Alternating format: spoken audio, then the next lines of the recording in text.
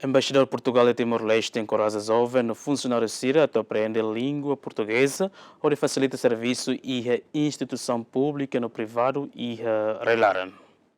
Ia tersane embaixador Portugal e Timor-Leste hamutu kone parceiro Sira entrega certificado ba formando na Ronald Racing nebe conclui ona curso liam português ha foi formando hirakne frequenta e nível básico durante fulantol nelarang. Curso idene organiza usi embaixada Portugal nebe parceria wa escola portuguesa dili no hetang apoio financeiro usi Banco Nacional Ultramarino e Timor-Leste. Embaixador Portugal e Timor-Leste Duarte Bué Alves no diretor geral Banco Nacional Ultramarino e Timor-Leste Paulo Lopes apela para formando Sirakatak, aprende liam português la osde tam atuhameti la sua amizade entre Timor-Leste no Portugal, mas be atuasa conhecimento no mos facilita serviço lorlorong e a instituição pública que privada e Timor-Leste, onde loque oportunidade for para desenvolvimento econômico no social e arrailaran.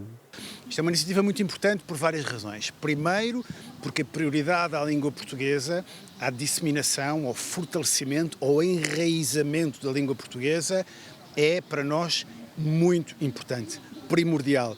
Uma das grandes prioridades da Embaixada, promover, enraizar a língua portuguesa e formar as novas gerações, são sobretudo jovens que estiveram aqui, formar as novas gerações timorenses, capacitá-los, dar-lhes ferramentas para melhor domínio da língua portuguesa.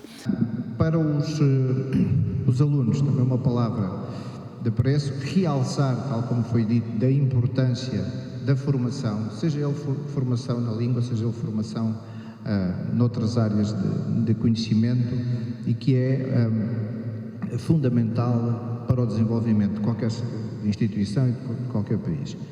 Isaura Mota de Jesus no dar formanda nebe foi concluir curso nedeha, língua portuguesa importante teves para funcionar sira atuasa conhecimento na habilidade, também representa identidade nacional, nossa chave para desenvolvimento institucional e a Timor-Leste. Como funcionário, a língua portuguesa é muito importante porque para nós tem uma prática o dia a dia no nosso trabalho e também ajudar também na parte das cartas, tanto para a carta da saída como a carta da entrada. Por isso a língua portuguesa é muito importante e também através deste curso também nos ajudou muito tanto em falar como a escrever também.